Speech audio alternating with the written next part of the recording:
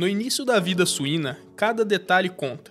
Desde os primeiros minutos após o parto até a transição para a creche, o manejo dos leitões pode marcar a diferença entre perda e potencial.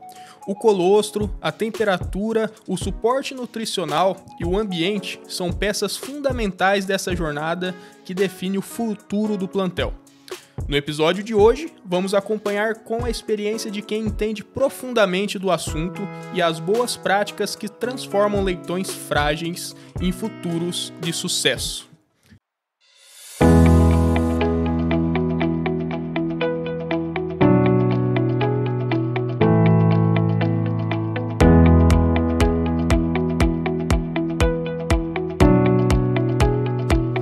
Fala turma, sejam muito bem-vindos a mais um episódio do nosso podcast Granja 360, o seu espaço de troca, experiências e aprendizado na suinocultura. Hoje a gente trouxe um tema fundamental para aquele técnico que está no início da cadeia, para aquele produtor que está dentro das maternidades e na produção de leitão. Vitor, é um tema fundamental. Isso aí, Leonardo, é um tema vital aí, porque nós fazemos dos primeiros dias... Isso reflete até o final da vida do animal, né? Então, tudo aquilo que acontece nos primeiros dias de vida, a gente vai discutir aqui hoje com alguém que sabe o que está falando, né, Leonardo? Com certeza. E, Leonardo, antes da gente começar o nosso bate-papo e chamar a nossa convidada de hoje, vale a pena, então, pedir para o pessoal que nos acompanhe a nos seguir, então, nas redes sociais, né, no Instagram, no Spotify e no YouTube, onde a gente tem o nosso material. A cada 15 dias, toda segunda-feira ali, a cada 15 dias sai um episódio novo, né? Da nossa primeira temporada. E também, algumas segundas-feiras sim e outras não, também saem os nossos episódios especiais. É isso aí, Vitor. Porque só faz sentido e esse trabalho só tem sentido quando tem pessoas que acreditam e apoiam o nosso trabalho, né? Então, gostaria de oferecer este episódio, né, aos nossos patrocinadores e apoiadores. Então nós temos a Zooprofit, que vem transformando as bases da natureza em inovações tecnológicas para a produção animal. A Guide Gestão e Desenvolvimento, a mentoria que você precisa para transformar sua equipe em equipes de excelência. A Auster Nutrição Animal Precisa e Ágil. E a Topics Norsvin, a empresa de genética suína mais inovadora do mundo. Excelente, Vitor. Mais uma vez, a gente agradece o apoio e o patrocínio dessas empresas e pessoas que acreditam no nosso trabalho, porque realmente faz toda a diferença para dar seguimento aqui. Vitor, maravilha, vamos lá. E para falar então desse tema do colostro ao crescimento, como garantir leitões de alta performance, a gente traz ela, uma convidada super especial, que é médica veterinária pela Universidade Federal de Santa Maria, mestre e doutora pela Universidade Federal do Rio Grande do Sul, consultora da Atualtec, trabalhando há mais de 20 anos na assistência técnica para a suinocultura. Seja muito bem-vinda, Dijane Dallanora. Uma honra. Muito obrigada. É uma honra para mim também estar aqui com vocês nesse podcast que está se tornando uma referência, né? Meu companheiro de viagem também. Eu contei para vocês que eu ouço, né, na estrada. Então, é um prazer estar aqui. Muito obrigada pelo convite. Muito obrigado. A gente que agradece, né, Leonardo? A honra é nossa. A gente sabe que é uma agenda difícil, uma agenda apertada, mas deu certo. A professora está aí em Palotina de passagem, então vamos ao que interessa, né, Leonardo? Vamos aproveitar a oportunidade que ela está aqui e explorar esse conhecimento da professora Dijane, né? Então, para a gente começar o nosso bate-papo, professora, a gente sempre faz uma pergunta específica, que é o que te motiva, né? O que faz você acordar todos os dias e trabalhar nesta área da suinocultura que é tão interessante, não só na suinocultura, na produção animal como um todo, né? E se também tiver a oportunidade, o Leonardo comentou um pouco sobre o seu currículo, né, de maneira mais breve, mas conta um pouquinho da sua história, da tua trajetória para o pessoal que nos acompanha. A suinocultura faz parte da minha vida desde o início, né? Então, eu brinco que com uns 8, 9 anos de idade eu era a parteira e a funcionária da fábrica de ração de uma granja de 20 matrizes com ciclo completo. quando eu decidi fazer veterinária, foi muito fácil para mim escolher com qual espécie eu gostaria de trabalhar. Então, a suinocultura veio naturalmente na minha vida, né? Muitas pessoas já conhecem essa história e foi o sustento da minha família e a base de tudo o que se construiu lá na propriedade onde meus pais e meu irmão vivem até hoje, né? Então, a suinocultura veio naturalmente. E eu sou a primeira geração da minha família que teve a oportunidade de estudar, né? Então, de fazer faculdade. Então, isso tudo foi também graças à suinocultura. Como funciona em milhares de famílias pelo Brasil, né? Então, assim, eu venho do interior do Rio Grande do Sul e foi dessa forma. E o que me motiva de verdade a acordar todos os dias é que eu só sei fazer isso. Se eu tivesse que fazer outra coisa, eu teria que começar do zero. E quando eu olho para o que eu encontro todos os dias à minha frente, é muito gratificante. Eu aprendo diariamente dentro dos sistemas de produção em que eu circulo com pessoas incríveis que fazem essa atividade, que de simples não tem nada, né? Não tem nada. É uma atividade de muita rotina, de muita necessidade, de trabalho humano, de muitos detalhes. Então, o que me motiva é o aprendizado que eu tenho todos os dias e a possibilidade também dessa troca e de construir resultado. Então, de deixar marcas e de trazer comigo essa rotina incrível que é o nosso trabalho nas granjas. Excelente, Dijane. Eu gosto de chamar você de professora, porque já tive algumas aulas, tá? Então, para mim, realmente uma professora da vida aí, sobre produção de leitão, a gente aprende diariamente.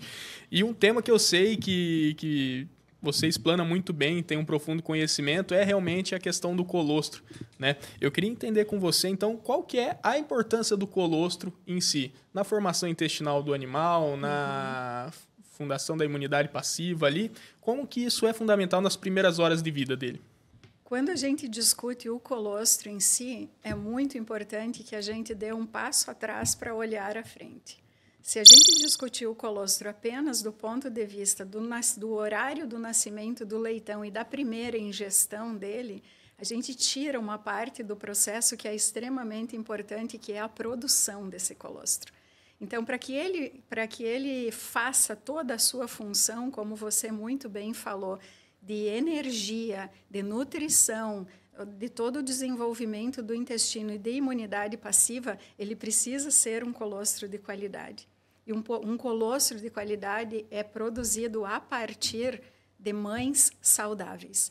Então, quando nós olhamos para esse assunto, para esse tema em específico, é muito importante que a gente entenda que entre estar de cócoras ao lado de um aparelho mamário, ajudando um leitão a mamar, isso começou antes. E essa é uma fase intermediária, talvez a fase final do processo.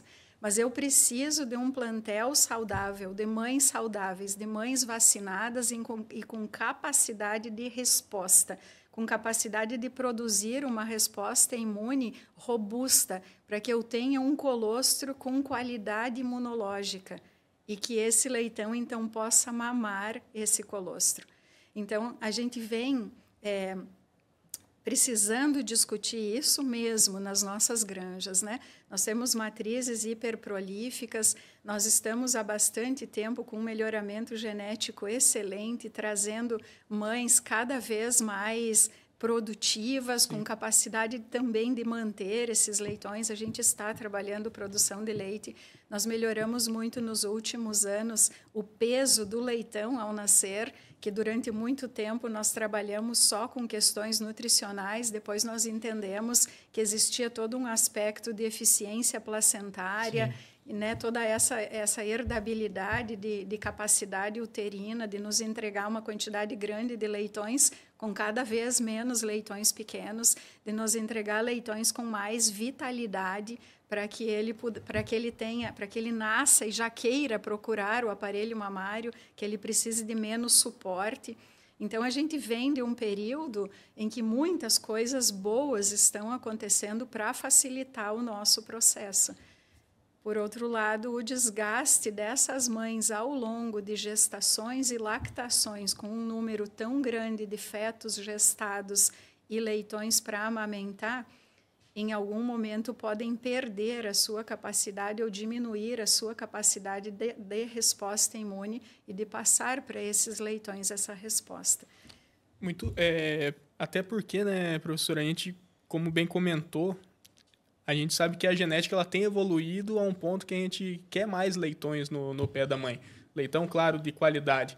Mas muitas vezes a gente tem um excesso de leitão. E como a gente pode garantir, então, para que todos esses animais, até aqueles que nascem com um baixo peso, um peso inferior aos outros, que ele alcance o teto e realmente tome esse colosso nas primeiras horas de vida? Tem um trabalho que a gente possa fazer para garantir isso?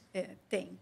Então, quando você olha para a quantidade de leitões que precisam dividir uma quantidade finita de colostro, né, a gente entende que se nada for feito, se a gente deixar isso acontecer naturalmente, nós corremos o risco de ter uma variabilidade muito grande na ingestão individual.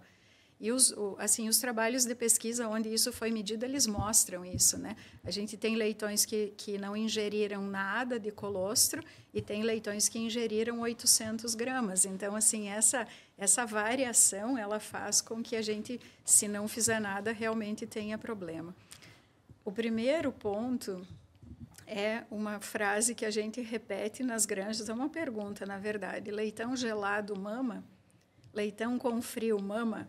E a resposta é sempre a mesma. Não, leitão com frio não mama. Exato. Então, eu não posso imaginar que eu vou ter uma ingestão uniforme de colostro com leitões passando frio. Em maternidades climatizadas, a gente aumenta essa necessidade de cuidado com este ponto. Então, por mais que ele nasça com peso, com vitalidade, se ele passar muito frio, se ele perder, se ele entrar em hipotermia, ele não vai mamar colostro. Então, esse é o primeiro ponto de uma ingestão uniforme. Né? Como é que a gente pode propiciar isso para os leitões?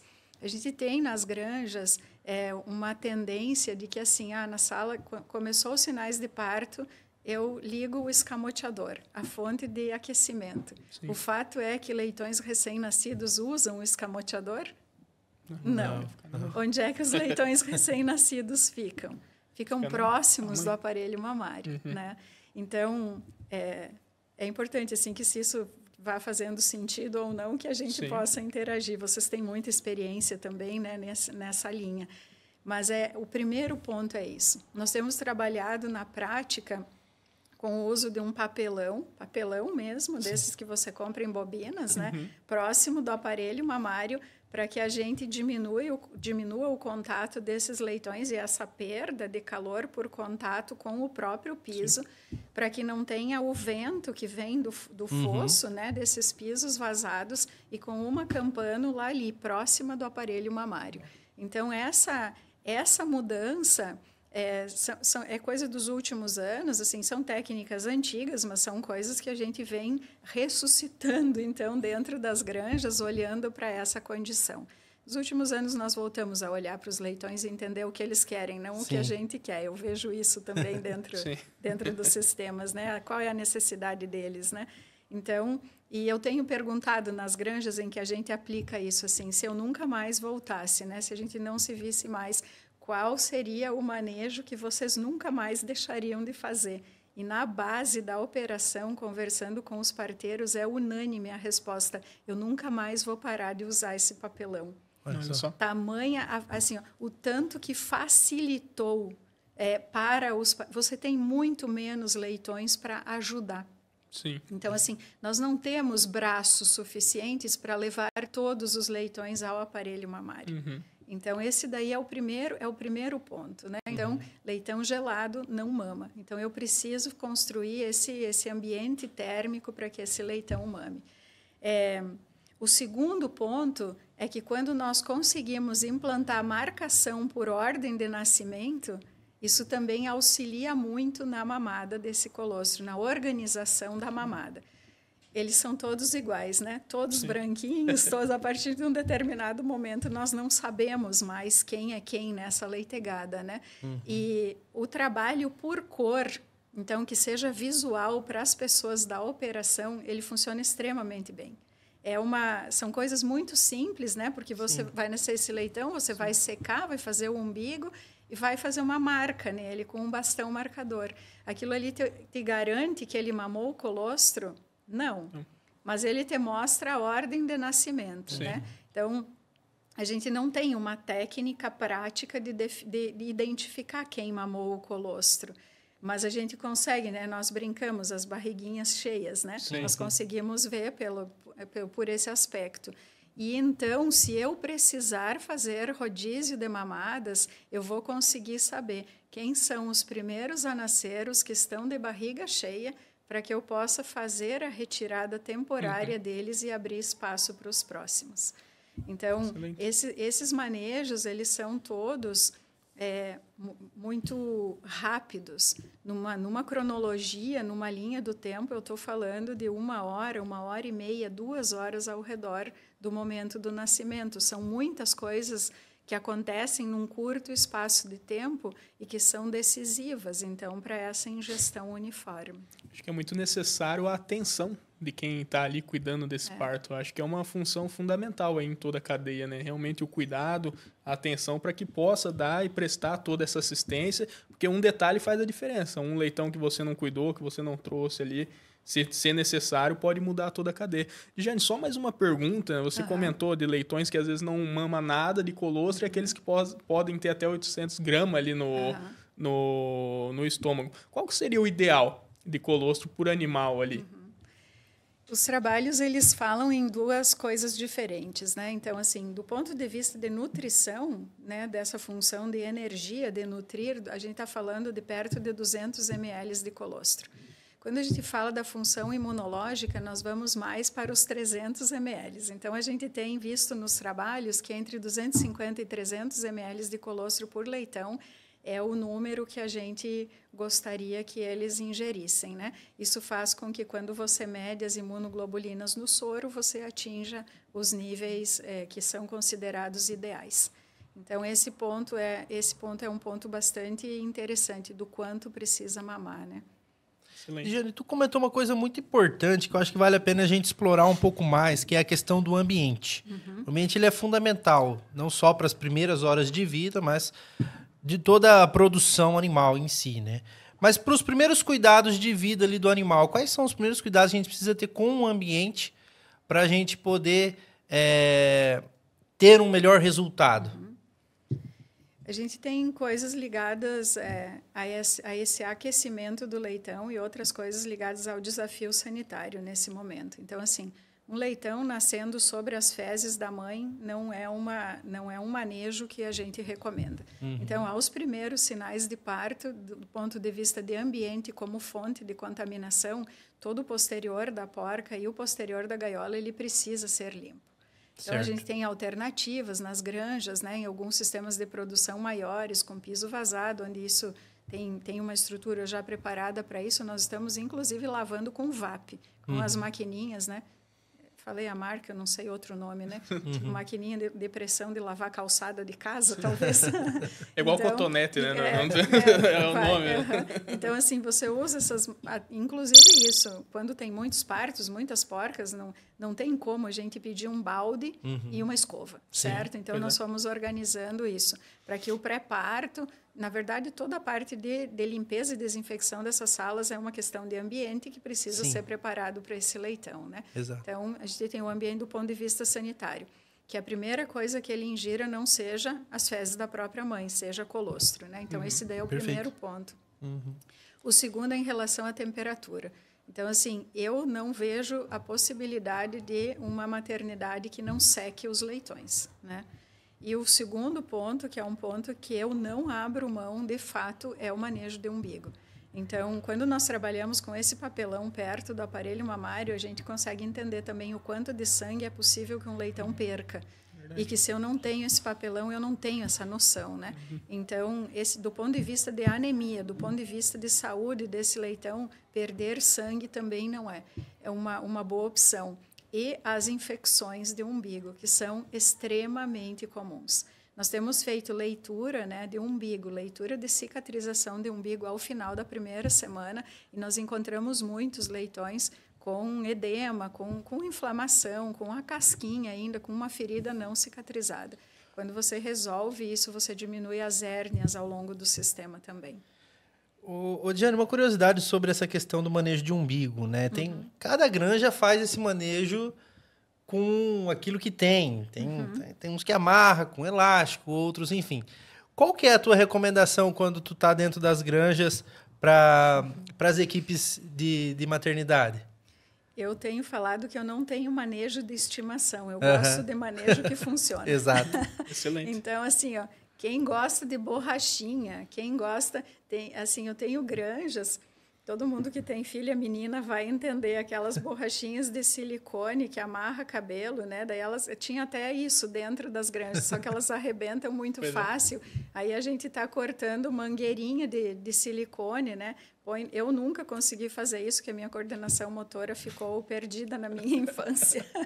Então, mas as pessoas fazem com muita habilidade essa colocação, a amarração com o cordão. Então, assim, desde que funcione. E o segundo ponto, que eu acho que esse sim, esse eu tenho de estimação, né, que é a imersão. Então, o borrifar, todas essas coisas que nós tentamos, elas de fato não funcionam, né?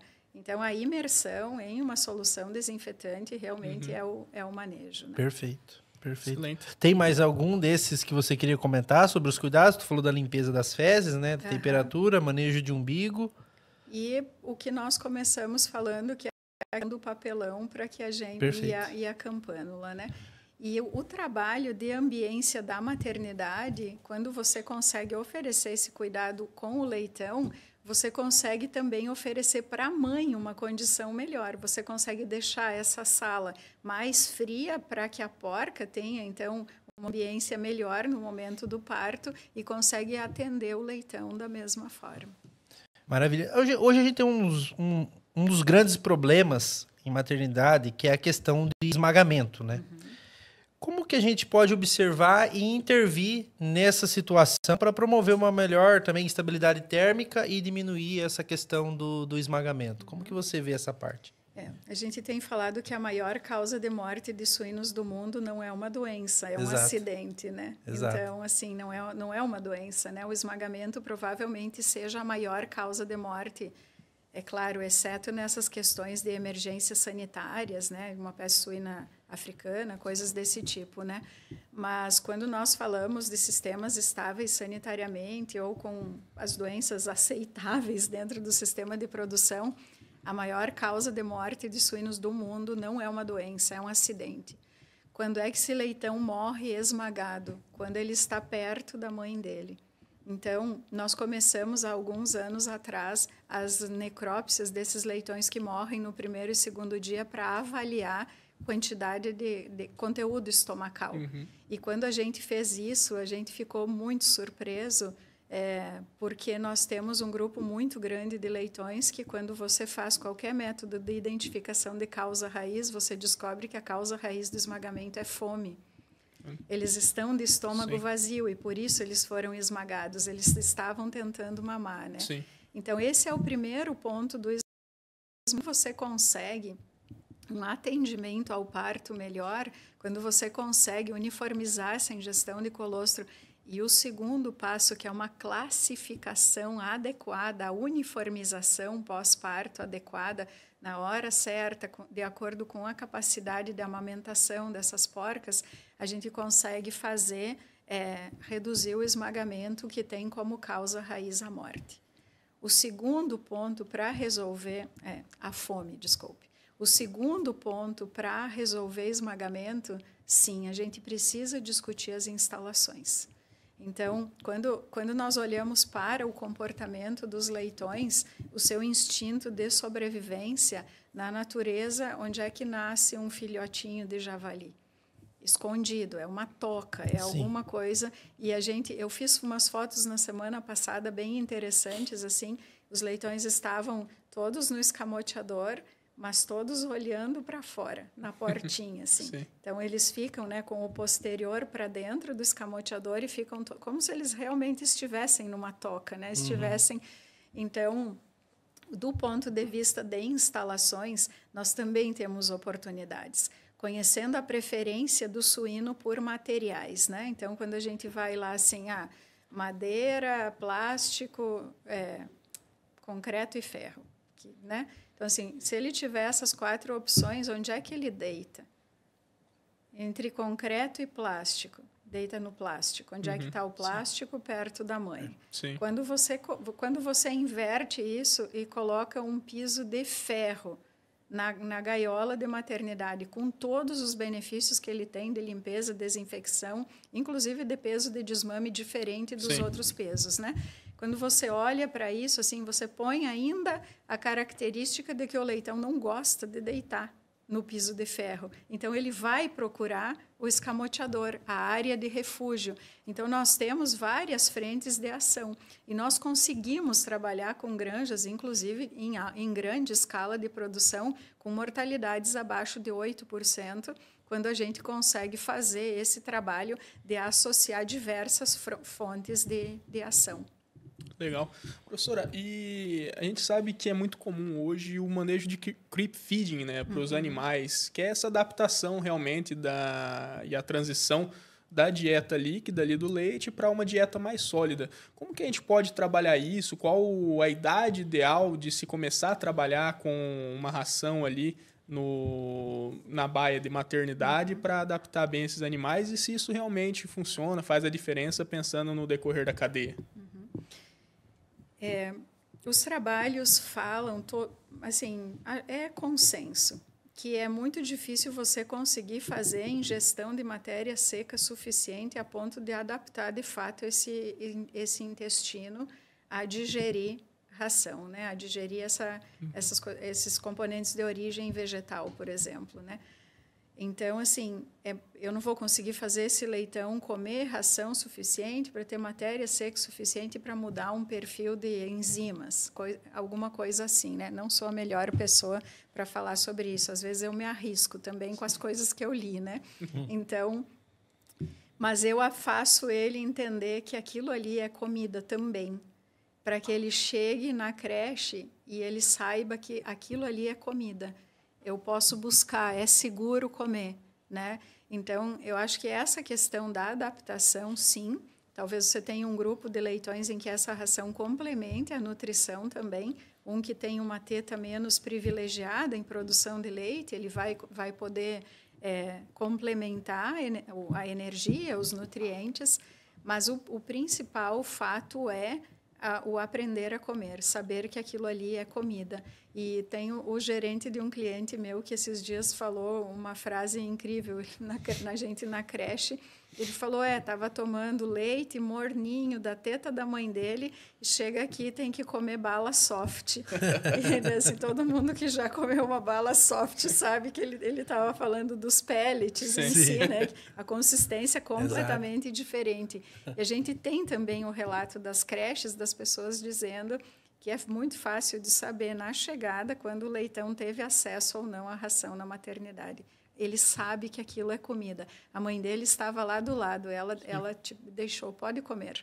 Pode comer que é seguro, eu também como, né? Então, esse entendimento deles de comer, de que é comida, né? Sim. Então, a idade, eu tenho dado preferência para depois dos 14 dias. Então, assim, da segunda semana em diante.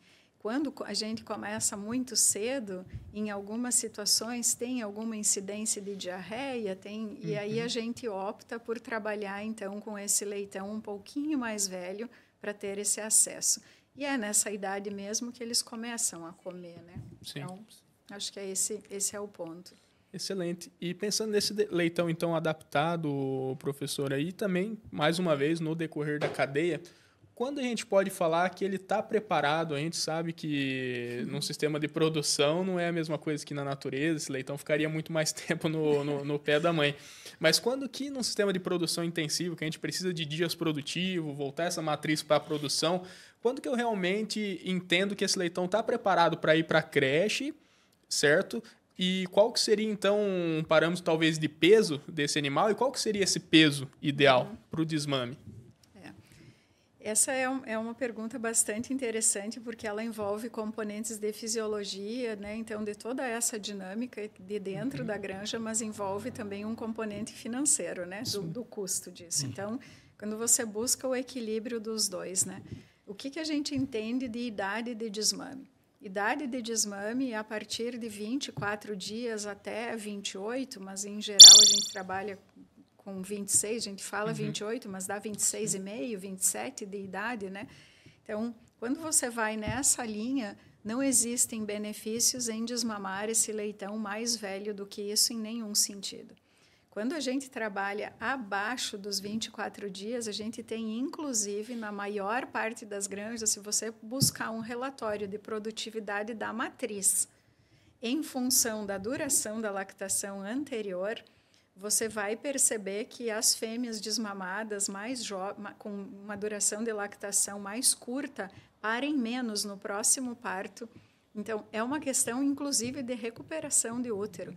E parem menos, e é muito menos, tá? Então, assim, curioso. Quando você começa a abrir esses relatórios, e aí é por aí que vem a justificativa do financeiro também. Exato. Se eu tenho uma porca parindo, às vezes, um leitão e meio a mais por parto, não por ano, por parto, nascido total a mais do que uma fêmea que foi desmamada com 21 dias ou menos, eu começo a fazer valer muito essa questão de idade de desmame.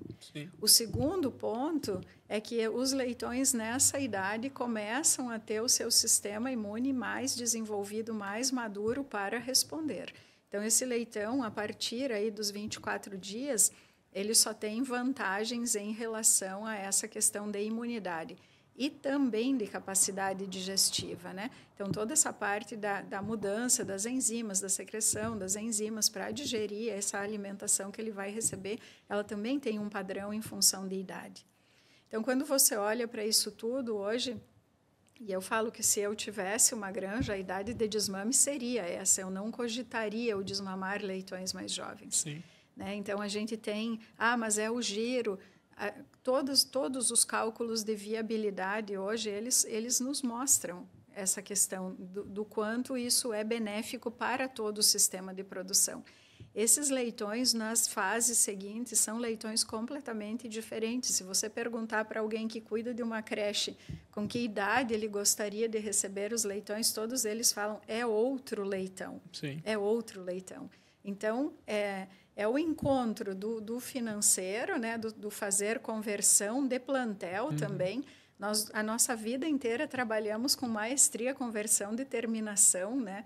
E começamos a olhar na última crise para a conversão de plantel.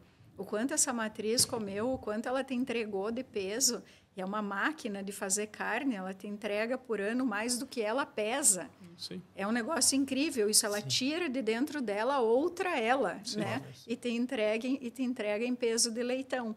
Então, quando a gente olha para isso, o teu custo do quilo produzido da UPL também se transforma quando você muda esse peso de desmame, né?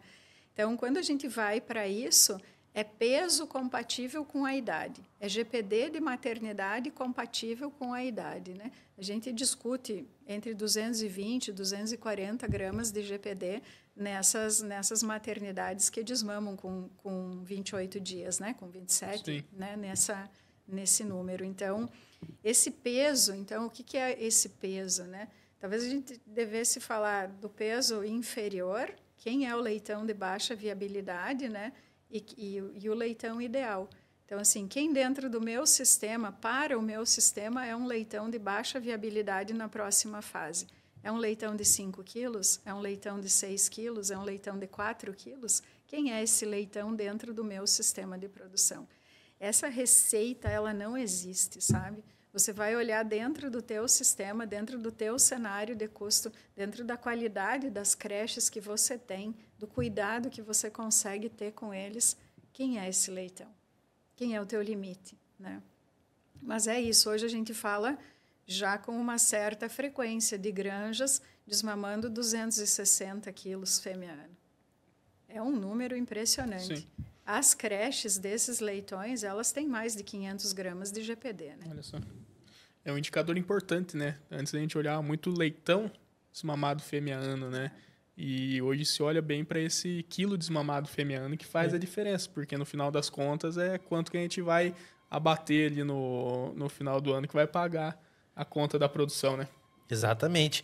E falando um pouco de creche, né, Leonardo, acho que vale a pena a gente explorar um pouquinho mais com a professora a questão do estresse, porque, queira ou não queira, esse desmame e esse alojamento em creche é um dos momentos mais críticos ali da fase do leitão, né? Como que a gente consegue, professora, reduzir esse estresse e estimular o consumo imediato ali de ração para que o animal não perca tanto desempenho? O primeiro ponto não é consumo de ração, na minha opinião. Exatamente. É hidratação. Exatamente. Então, um leitão que não tomou água não vai comer. Exato. Né?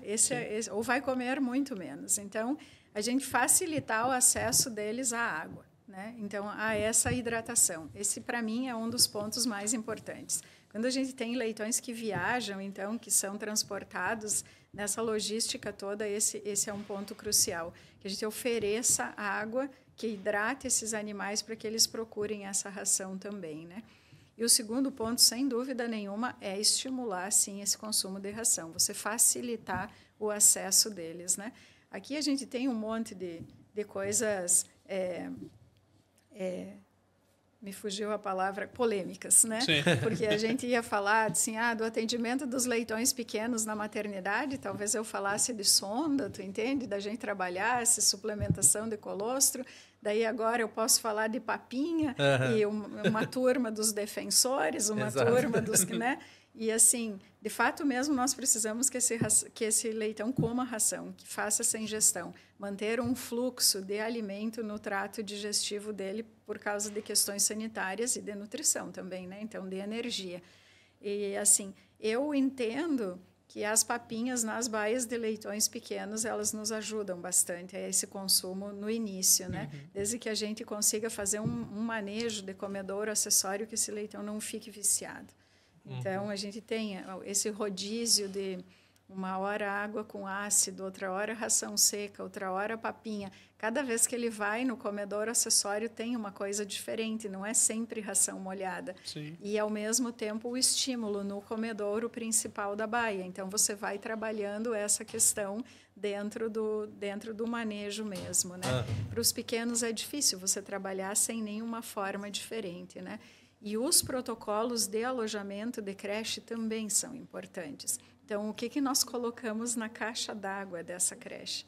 Então, assim, daí também a gente tem uma diversidade muito grande de produtos para serem colocados, né? A gente tem os acidificantes, a gente tem toda uma questão de fitogênicos, né? Você tem produtos para usar ali, os próprios anti-inflamatórios, né? Essas que para tentar minimizar todo esse estresse do desmame mesmo, né? Perfeito. Pensando em primeiro dia de alojamento ali e dentro da granja, se fosse para dar a dica de ouro ali, do passo a passo, o que fazer no dia do alojamento? Como que a professora colocaria o checklist ali para a equipe da granja fazer? Vamos pensar, então, nessa questão de hidratar e alimentar, né? Então, assim, esse daí é um ponto, que você esteja preparado para fazer isso. O segundo ponto tem a ver com a questão da classificação. Certo. Deixa esse leitão descansar ou não deixa esse leitão descansar? Isso é polêmica. Então, assim, também. isso é Faz no dia que a loja, faz no outro dia. E aí, assim, não descansa. Olha. Faz logo, senão você deixa eles começam a brigar e estabelecer território desde a hora que chega. Aí você deixa eles lá, quando eles começam a parar de brigar, você mexe de novo, né? Então, essa questão da classificação, e sim, classifica, porque isso também já foi polêmica, e nós já voltamos atrás nesse assunto. Sim, classifica. E eu tenho falado algumas coisas e feito algumas coisas nas granjas, né? Tem umas pessoas que topam umas maluquices, assim, a gente vai fazendo, né? Então, um entendimento, pensem comigo e eu acho que vocês vão concordar. Nós classificamos esses leitões na maternidade. Eles estão classificados no pé da porca, por tamanho. O que a gente faz? Abre as tampas e mistura todo mundo no caminhão para daqui a pouco classificar de novo. Sim. Na creche, eles estão classificados por tamanho. Quando eu vou levar para a terminação, eu abro as tampas, misturo todo mundo no caminhão para depois classificar de novo. Então, eu tenho 2 sistemas de produção que toparam carregar classificado. Já classificado. E assim, a creche nunca mais quer receber leitão de outra forma e a terminação nunca mais quer receber leitão de outra forma. Então, nós, no caminhão, né, numa conversa com todo mundo, a maternidade carrega classificado, o motorista do caminhão descarrega classificado, ele também não abre todas as tampas do caminhão. Ele é fundamental nessa etapa, né, o motorista ali. E assim, todo mundo fala, mas e tinha um motorista só? Eu falei, não, tinha 5. E todo mundo entendeu o porquê e fez, né? Sim. Então, assim, quando nós fizemos isso, assim, um trabalho de classificação nos crechários que demorava quase 8 horas, então passava o primeiro dia, ele ficou pronto antes do meio-dia. Então, assim, em que momento que eu começo a atender esse leitão de verdade? A partir do momento que ele está classificado nas baias. Aí eu começo a atender ele de verdade. Se eu demoro 1 dia e meio para ele estar pronto para começar a ser atendido, ele não foi atendido nas primeiras 36 horas. Não adianta se iludir, tu entende? É esse o processo. Então, na prática mesmo, quanto antes essa creche ficar pronta, antes eu começo a atender esses leitões. Excelente. A gente até brinca, né, que o manejo do primeiro dia, o alojamento de creche, é onde realmente a gente tem que suar sangue, né? Tem que fazer tudo o que precisa fazer. Eu tenho até um produtor que brinca também. Depois, no meio, a gente pode até tomar um tereré ali fora. Mas no alojamento realmente, cara, vou perder 1 hora de almoço aqui, mas classifica logo, estimula esses animais, hidrata, porque faz toda a diferença mesmo no decorrer da cadeia, né, professora? E quando você olha, assim, isso parece, né? Parece, meu Deus, a classificação. Quantas vezes no ano nós fazemos classificação de chegada? Então, assim, numa terminação, 3 vezes no ano, para quem faz 3 lotes, tu entende? Sim. Isso, assim, ó, é dar a dimensão do trabalho. O quanto isso te faz trabalhar a menos ao longo do lote, né? Quando você tem creche, sim, você faz mais lotes por ano, né? Mas são os momentos, assim, são dias. Se você contar no ano, assim, 3 dias no ano, 3 dias em 365. Vamos dar a dimensão. É fácil? Não é fácil. Eu não estou dizendo que é fácil. Todo mundo que já pegou leitão no colo para classificar sabe como é que isso aí funciona, né? A lombar que lute. Sim. Então, assim, é isso que é o ponto. Diante da importância que é e do quão reduzido é o período em que eu faço esse esforço a mais para ter trabalho a menos depois, né? Então, eu acho que é basicamente isso, assim, a gente tomar cuidado com a classificação, com a hidratação e com a alimentação desses leitões. O próximo passo é qualidade de ar. A gente tem discutido muito isso, assim. Esse suíno atual, ele é muito mais sensível a um ar de qualidade ruim do que ao frio. Ele tolera... Por quê? A maior parte do nosso leitão já deve vir hoje de maternidades com algum tipo de climatização. Ele já sabe o que é frio. Sim. Aí a gente tira ele de uma maternidade a 22, 23 graus e aquece ele na creche, né? Então, assim, 28, 30 graus, 26, 27. Como é que eu faço isso? Lacra a cortina. 3.000 ppm de CO2, não se sabe, não sei... E não é só a amônia. É o impacto do CO2 também. Então, eu tenho ouvido muito de Jane, mas eles se amontoam. Como é que um leitão dorme na maternidade? Dorme espalhado? Não. Eles dormem um do lado do outro. Então, eu não estou falando de uma pilha de um monte de 3 andares de leitão amontoado. Eu estou falando de que eles deitam próximos uns dos outros. É instintivo. Natural do animal. Natural. Então, assim, que a gente regule mais por dados mesmo, sabe? Por níveis. Sim. E menos... Sim, tem que olhar os leitões, mas eu tenho que associar a minha observação a essa qualidade. Os escamoteadores de maternidade é a mesma coisa. A gente tem encontrado com uma certa facilidade 2.000 ppm de CO2 dentro de um escamoteador. Você acha que ele sai dali para mamar? Não sai, ele está dormindo, ele está sonolento por causa do gás da respiração. Então, tem toda essa... É muita coisa, né? Dá para a gente conversar bastante sobre esses assuntos, mas são coisas decisivas para o resultado. Perfeito. Professor, eu acho que a gente teria que fazer mais um episódio logo, agora falando dessa etapa para frente de cadeia de produção, que eu tenho certeza que dá para decorrer muito assunto. Muito bacana. Eu gostaria de ficar muito mais tempo aqui, professor. Infelizmente, o tempo começa a ficar curto, o pessoal já vai chegando nas granjas, né? Normalmente o pessoal assiste o episódio no percurso, o pessoal está chegando, infelizmente. A gente quer te ouvir mais um pouquinho, professor, mas eu acho que antes, né, Vitor, vamos chamar o pessoal a fazer realmente a diferença para o Granja 360. Compartilha esse conteúdo com quem você sabe que vai se interessar pelo assunto. A professora Dijane deu uma aula fenomenal aqui para a gente. Curte, comenta. Seu comentário é muito importante para que a gente consiga dar continuidade nesse trabalho também, entender o que você tem pensado sobre o Granja 360. Né, Vitor? Maravilha, exato. E agradecer também aos nossos apoiadores que têm acreditado e confiado no nosso trabalho. Tu quer puxar a última pergunta? Eu puxo? Pode puxar você, faz as Vamos lá então, professora. Que conselho de ouro que você deixaria, então, para a equipe técnica, para os produtores, em relação à questão de maximizar a qualidade do leitão da maternidade e a creche? Que dica de ouro que você deixaria para o pessoal que nos acompanha? A gente tem uma sequência de fatos que fazem essa dica de ouro, né? Então, não tem uma. Como todo o resto da suinocultura não seria simples, né? Exato. Então, foco na saúde das matrizes para produzir um colostro de qualidade. Foco na mamada desse colostro com um leitão aquecido, né, numa uniformização da ingestão desse colostro de qualidade. Um olhar especial para a produção de leite das fêmeas ao longo da lactação. O que um leitão precisa para ser saudável é de leite da mãe dele, né? Então, foco também na alimentação dessas fêmeas. Nós falamos bastante da alimentação dos leitões, né? Nós precisamos de leite. Um leitão desmamado com qualidade, com peso compatível com a sua idade, com saúde intestinal e um bom manejo de alojamento da creche. Então, do que está na mão do produtor, do que está na mão de quem faz a operação, são esses os passos. Então, eu acho que é uma sequência, é uma interação de mãe com filho que a gente vai conseguir ter essa questão de saúde, né?